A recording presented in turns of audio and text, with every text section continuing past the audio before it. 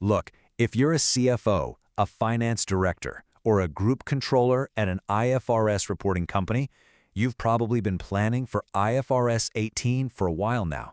You know it's the biggest shakeup in financial presentation in a generation. But honestly, here's the massive mistake a lot of finance teams are making right now. They think they have until the end of 2027 to get their house in order for that first annual audit. Well, if you report quarterly under IAS 34, your D-Day is absolutely not the end of 2027. Actually, scratch that. It's the very first quarter, Q1 2027. A massive structural mismatch is about to completely collide with your reporting timeline, and it's bringing two huge operational surprises that your current consolidation systems are almost certainly not configured to handle today. So, the really pressing question we have to answer is your finance team ready for this Q1 collision? In this explainer, we're going to break down exactly what these two operational surprises are, why they even exist in the first place, and the immediate action your team literally must take to prevent a total reporting disaster. Okay, Section 1. The structural mismatch, 1998 rules versus modern markets. To really understand this impending collision, we have to take a quick trip back in time. So, picture it. IAS 34 was written way back in 1998. And back then, European regulators prioritized cumulative, year-to-date reporting on just a semi-annual basis. It was designed simply as a periodic update to the annual report, right? Not a standalone discrete performance tracker. It made sense for the world it was written for. But as we all know, that world no longer exists. The market moved in a completely different direction. Today's global capital markets run on US-style investor relations practices. We're talking discrete, quarterly, quarter-on-quarter performance metrics. Corporate finance teams have spent years building these rapid, fast-close processes just to feed quarterly IR decks with custom metrics, which is exactly what IFRS 18 now officially labels Management-Defined Performance Measures, or MPMs. Now, IFRS 18 is trying to bring these informal external IR metrics under the strict, audited discipline of your official financial statements. But when you overlay that strict discipline onto the legacy 1998 mechanics of IAS 34, a massive operational gap is exposed. And here's where it gets wild. If you analyze the income statement requirements for IFRS quarterly reporting, you'll see 4 columns are actually required when triggered. And that includes the current discrete quarter. The standards and the market are basically speaking 2 different languages. And that brings us to our first major shock. Section 2. Surprise number 1. The Q1 2027 Tax and NCI Nightmare. This is the first wave of complexity, and it hits right out of the gate between January and March. Under IFRS 18, there's a new paragraph, paragraph 16A, being added to IAS 34. This rule dictates that if you use an MPM in your public IR communications, you must include a full reconciliation of that MPM inside your interim financial statements. And listen, this isn't just some high-level table you can slap together at the 11th hour. No way.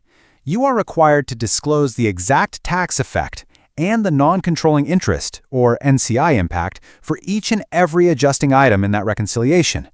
Think about your current Q1 close process for a second. Right now, you probably calculate a pretty simplified, high-level effective tax rate for the interim period. But come Q1 2027, you have to calculate the actual tax impact and the minority interest impact for individual adjustments, things like restructuring costs, impairment reversals, or M&A expenses across all your global subsidiaries. If you're relying on a manual, Excel-based data collection process from your overseas business units, you simply will not get this data in time for a 45-day, let alone a 30-day quarterly filing deadline. The data lag will literally break your close. Section 3. Surprise number 2. The Q2 discrete versus cumulative double whammy. If you thought Q1 was a headache, IAS 34 has a very specific, totally asymmetrical design that makes Q2 even tougher. For your balance sheet and cash flows, you only show cumulative, year-to-date figures. Easy enough, right? But for your income statement, if you are a quarterly reporter, you must present both the cumulative 6-month period and the discrete 3-month Q2 period. In practice, this means because IFRS 18 integrates MPM reconciliations directly into the financial statements, you've got to present these super detailed reconciliations, complete with those item-level tax and NCI impacts, for both the 6-month year-to-date period and the standalone discrete 3-month Q2 period. And this right here is where your systems are going to throw their hands up. Most consolidation engines and ERPs are built to handle cumulative numbers and then just back-calculate the difference.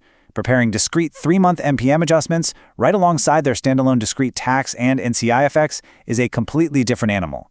If your tax team is used to only looking at tax provisions on an annual or year-to-date basis, they're going to be forced to perform discrete quarterly calculations that they are simply not staffed or prepared to execute in the middle of the year. The data architecture required to pull this off is just significantly more demanding. Section 4. Diffusing the bomb. Your action plan.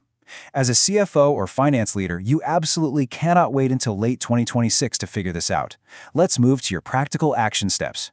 Here is your 4-step survival guide to get ahead of this. Step 1. Audit and lock down your MPMs. You cannot define MPMs differently in interim periods than you do annually, so total consistency is key here. Step 2.